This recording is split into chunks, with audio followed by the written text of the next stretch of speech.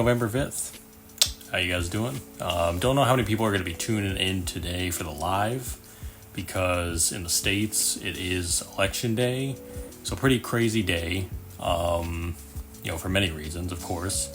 But I do hope a lot of people will be watching the replay at least of this and this topic today, because this is another cool topic today, and it is co-releasing music. And by that I mean partnering with another artist to release an album, EP, single, whatever you guys want. And this is something that I've done really since I started releasing music on my own under my own name in 2020. The first one that I did, I believe was a song called Amazing with an artist named Bertoli Baby. I think he goes by Tony Takeoff now, so his name is different. Back then he was going by Bertoli Baby. But I think that was the first time I released my music, attached to someone else's name with, my name present. Because before that I was just doing, getting placements like the traditional producer route where, my name is not on the song per se. It might be in the credits, but my name is not attached as an artist. And there's a huge difference between the two, and we're going to get into some of that here. I've researched a little bit on this topic. I don't think it's going to be a super long one, but we'll see. But I've covered 5 main points as far as the benefits go. And we'll also talk about the differences, like I said, between, what duos mean and what groups mean, and, how the stores, especially online distributors, look at the metadata and the things you put in when you're actually submitting your music for release. So there's some things to note, there's some things to keep in mind, but overall it's fairly simple, it's fairly to the point. But mostly I wanted to make this video based upon the experiences I've had with it and how it's been able to help me, primarily really helping to expand the audience, which I'll get to in a sec.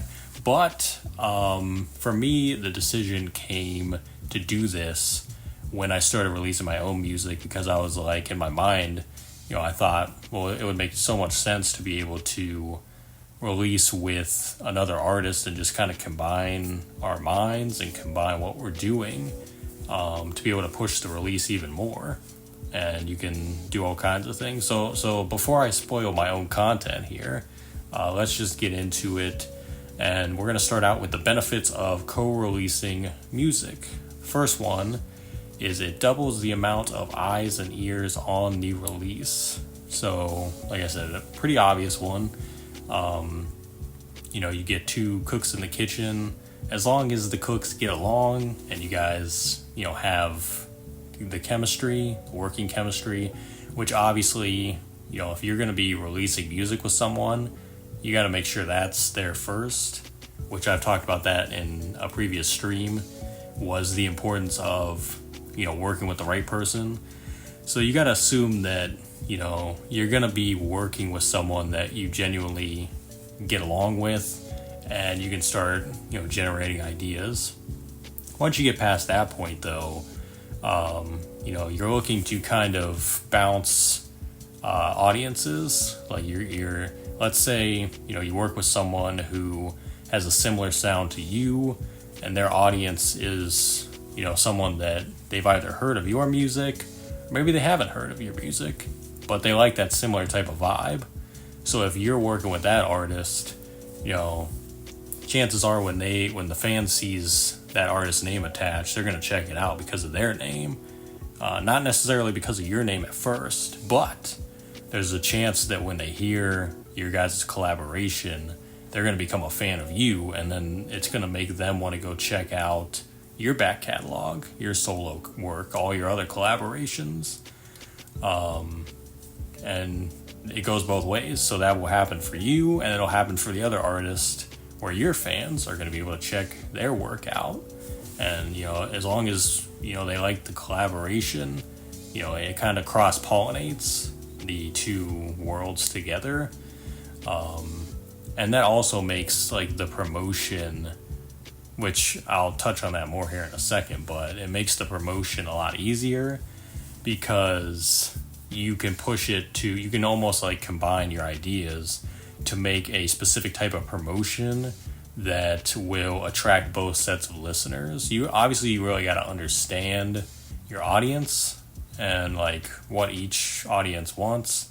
But if you can kind of meet in the middle somewhere, find that sweet spot, I'd say that's never a bad thing to expand your listenership in that way. Number 2, a chance to increase each other's streaming reach. I'm never a huge person on looking at metrics and numbers in that way. Obviously, platforms like Spotify make a huge deal out of the numbers. Like, you'll go on your artist profile or even other artist profiles, you can check this on their streaming numbers. Well, it'll either say under 1,000 or it'll say, if it's over 1,000, it'll say the number. So it's like people make a big deal out of the numbers. I, for one, don't really pay attention to the numbers too much because at the end of the day, the way they measure the numbers is kind of weird, and it's really not all that accurate at the end of the day anyway. But if that's something you're interested in, if that's something you look at and you have been on a steady incline of your stream numbers and your listenership and your monthly listeners, all that stuff, if you get with another artist that has similar numbers to you, that could directly benefit what you're doing. Or if you even work with someone that has a little bit higher streaming rate than you, it can help boost what you're doing based on their listeners and what, them just hearing the collaborations that you guys did. But again, just keep in mind that even Spotify's organic numbers, the way they're measured, I don't necessarily agree with. And a lot of times there's just, bots and things of that nature going on. So it's like, how accurate can you even look at the numbers? But it kind of, I think 1 and 2 kind of tie into one another in a way. The streaming part is just more modern, because back in the day it would have been, you're selling CDs together, so you're just getting more people to hear your CD or your mixtape or whatever. But I think 1 and 2 kind of go together, because at the end of the day, you're still reaching a new audience that you might not have tapped into. So just keep that in mind. But like I said, if you're not a numbers person, maybe that's not the reason that you would want to pursue this.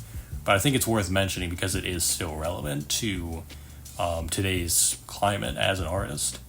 Number 3, more money and ideas to market the release. More money technically could go both ways. You're going to have to split with that person 50-50, probably across the board. When I co-release anything, I usually do 50% with the royalties and 50% on the publishing side. That's things you got to work out on your own. But 50-50, if it's just 2 people, just do 50-50. Make it easy. Don't be the guy that's like, I want 65, you can have the rest. It's like, just be cool. Like 50-50, the whole thing.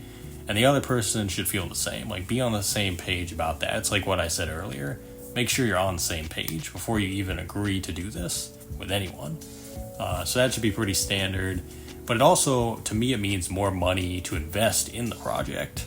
So you guys could sit down, maybe come up with a budget for the project on, are we going to make content? Like, how much money do we want to put behind music videos or online ads, like Facebook ads, Instagram, Spotify ads, things of that nature, because those things cost money. Album artwork. Do we want to pay an artist to make this artwork? Do we want to make it on our own?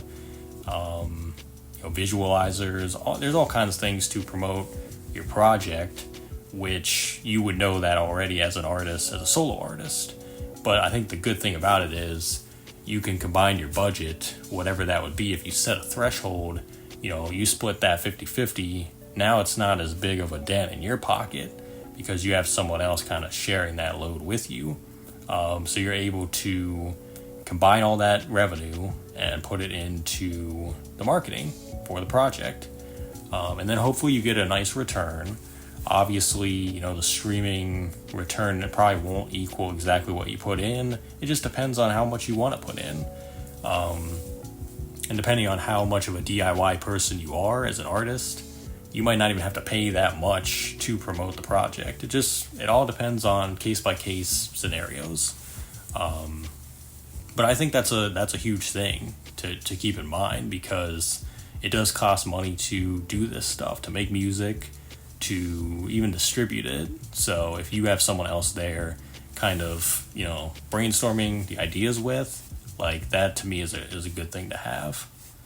Number 4, the ability to perform and be interviewed to promote the release. Getting a text real quick. Hold on, guys. All right. That was an urgent one, so I usually don't interrupt for text, but had to get that one out of the way. Number 4, ability to perform and be interviewed to promote the release. I always think about interviews, which I'm probably going to do a stream about this soon. I've done videos on this, about the importance of doing podcasts and being interviewed by different music-related platforms, because it's free promotion at the end of the day. Now, some people charge you to be on podcasts, but a lot of them are free. So, if you and another artist want to promote this project, EP, single, start finding podcasts to be featured on. Start reaching out to these platforms, and introduce yourself as that duo. Make it very clear, like, hey, we got this new release coming up very soon. Maybe it's a month away. Just say, just introduce yourself and like the type of music it is. Maybe give them a preview of the music if it's not out yet. Or if it is out and you're looking to just keep promoting it, that's better too, because you can just send a link to the release so they can hear it, and then just see who you can get to agree to interview you. And most of the time, people are pretty cool about that whole thing. By the way, always looking for people on the Proven Knowledge podcast. So if you're seeing this and you're a duo or just an artist, definitely reach out, because that's how I run my platform. If people reach out to me, I usually am always cool as long as I feel like the music is good. So yeah, just keep that in mind. But that's really what I do when I get interviewed on other people's platforms, is I reach out. I've never done a interview with another artist, but it definitely applies, because I've seen that happen, whether it's a permanent duo or someone that's just collaborating on an album. Doing like a press run is a huge thing that will always help, no matter if you're doing it by yourself or if you're with someone else.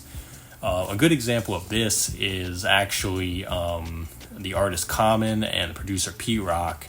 They just dropped an album this past July, called The Auditorium Volume 1, and they did a whole press run. They were even doing it up until like the beginning of last month, doing radio interviews together, podcasts, different appearances on like talk shows, all kinds of stuff. But they did it together because they're promoting this collaboration album.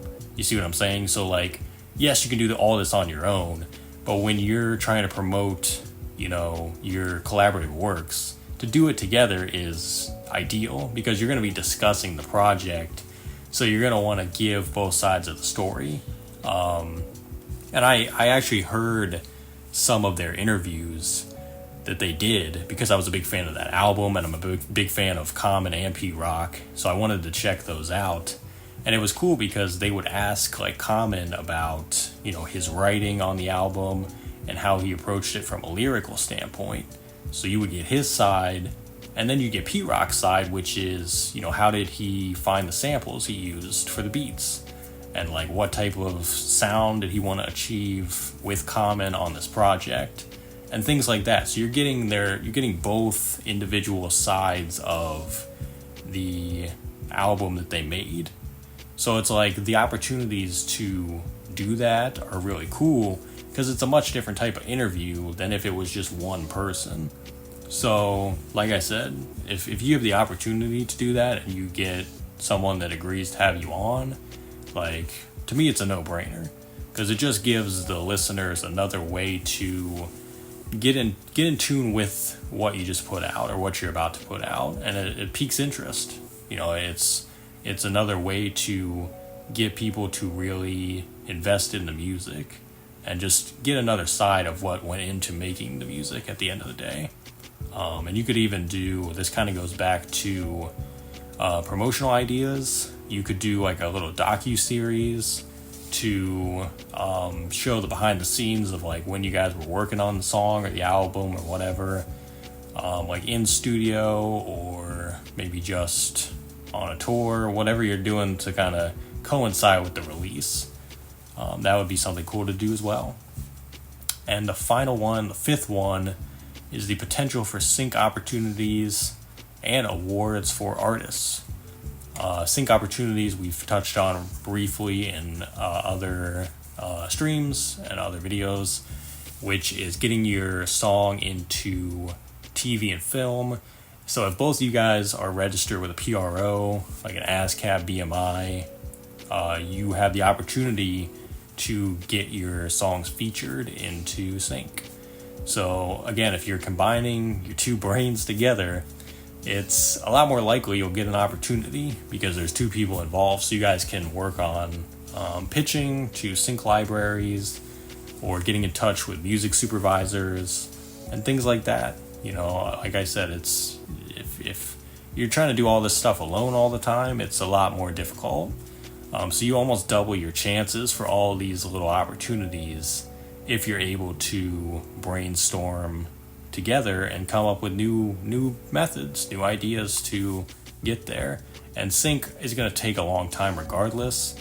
I've been doing this 8 years. I still don't have a sync placement. Hopefully one day I do. That's still on a goals list of mine.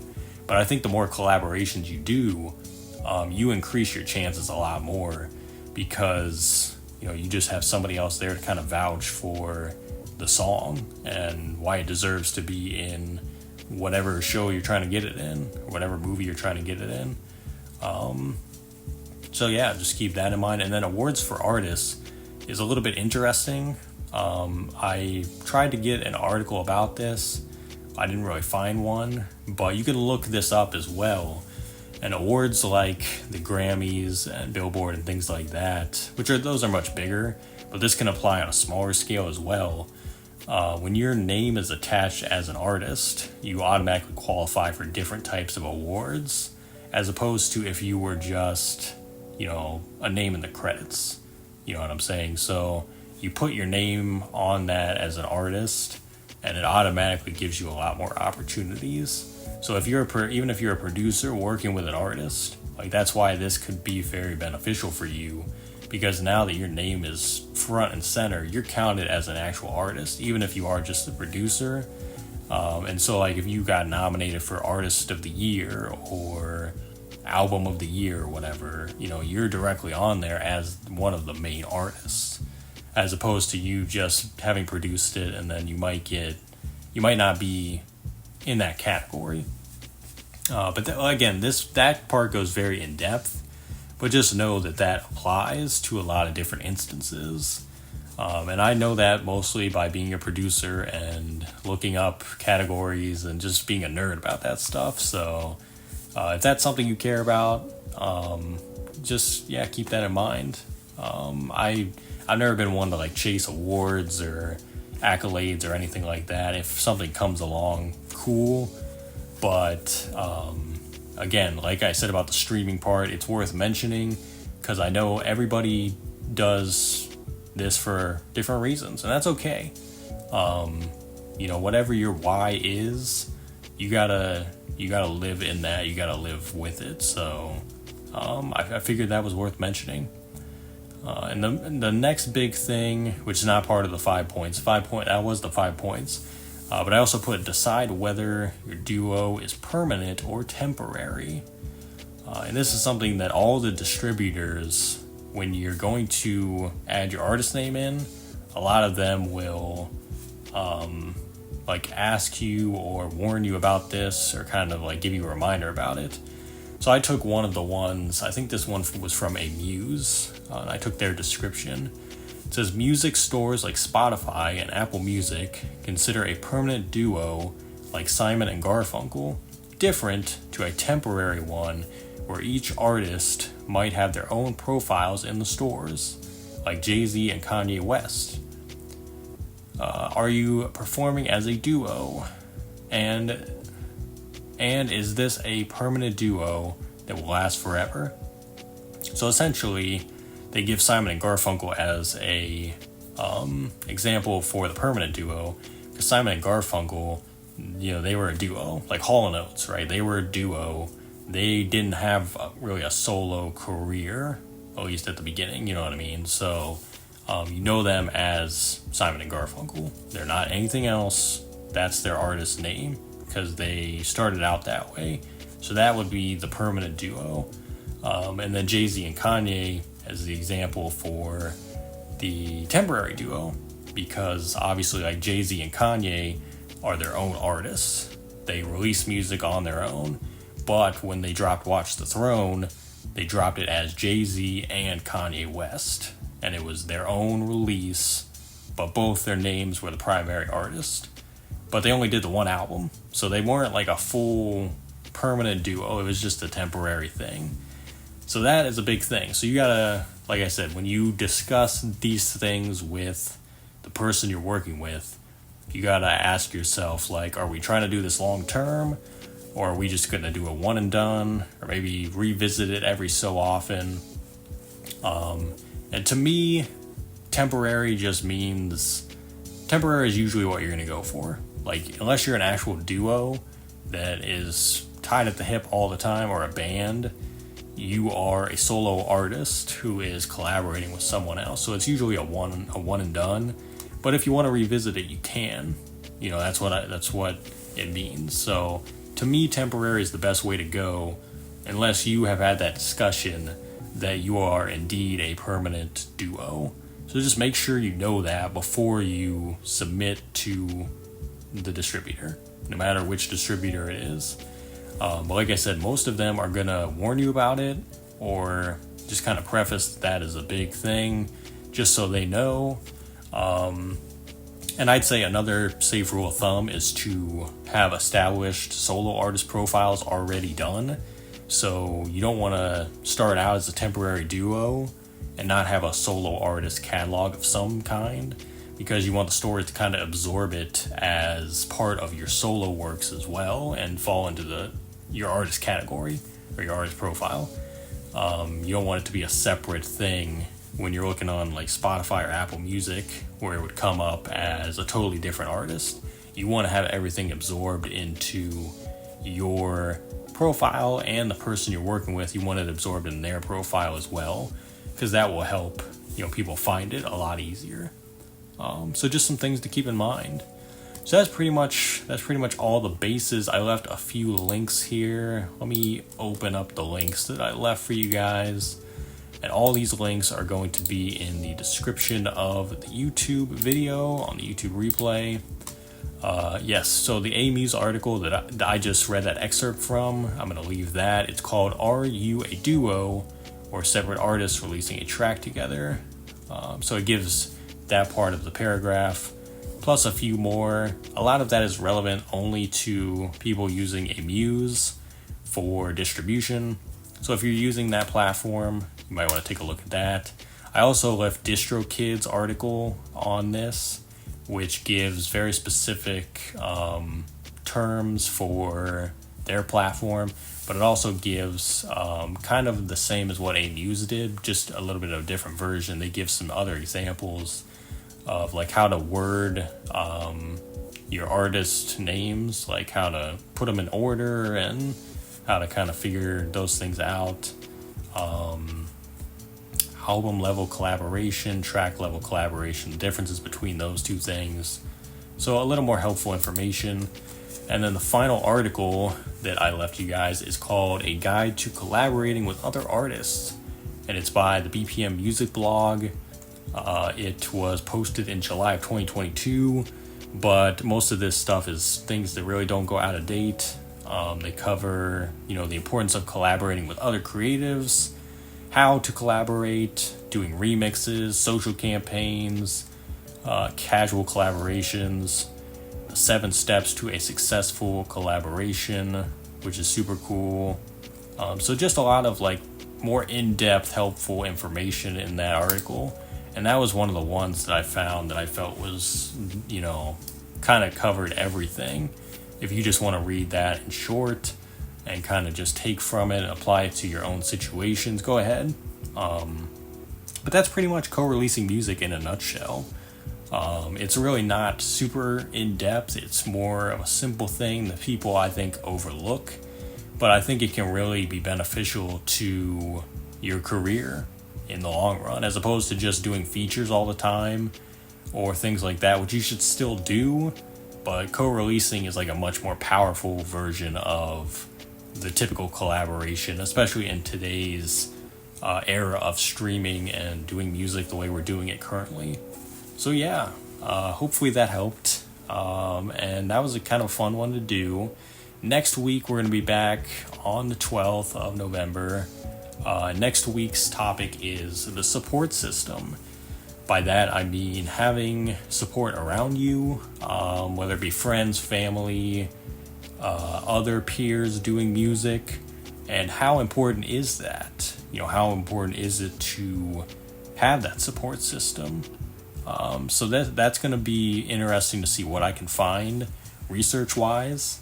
But if that's something that, intrigues you, definitely stop back this time next week. But I do appreciate you guys for tuning in. Like I said, those links will be in the description of this video on YouTube. Definitely check out the YouTube replay. And, hopefully everybody in the States is staying safe out there. I know it's a crazy day. I know it's probably a busy day for a lot of people. But, if you tuned in, I appreciate it a lot. But we will see you this time next week. Like I said, stay safe, keep being creative, and we'll catch you next time. So have a good one, guys.